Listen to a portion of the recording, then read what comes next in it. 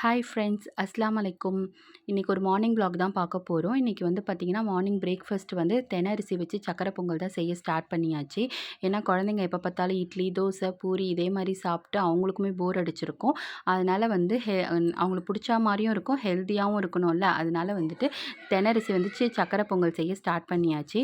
இதுக்கு நான் நைட்டே வந்துட்டு என்ன பண்ணிட்டேன், ஒரு கப்பு தெனை அரிசி எடுத்து ஊற வச்சுட்டேன். மார்னிங் வந்து ஒரு குக்கரில் பார்த்திங்கன்னா, ஒரு கப்பு தெனை அரிசிக்கு 1/2 கப்பு வந்து பாசிப்பருப்பு ஆட் பண்ணிக்கோங்க. ஆட் பண்ணிட்டு 5 கப்ஸ் ஆஃப் வாட்டரும் ஆட் பண்ணி நல்லா குழைய வேக வச்சுக்கோங்க.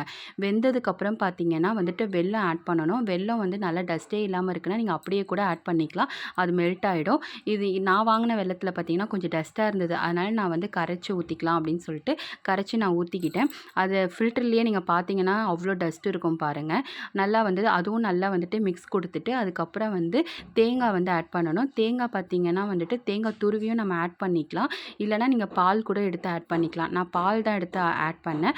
1/2 கப்பு வந்து பால் ஆட் பண்ணி அதையும் நல்லா மிக்ஸ் பண்ணிவிட்டு தனியாக ஒரு சின்ன கடாயில் பார்த்தீங்கன்னா கொஞ்சம் நெய் ஊற்றிட்டு முந்திரி, காஞ்ச திராட்சை 2மே நல்லா பொரிச்சிட்டு ஃப்ரை பண்ணிவிட்டு அதையும் நல்லா ஆட் பண்ணிக்கோங்க.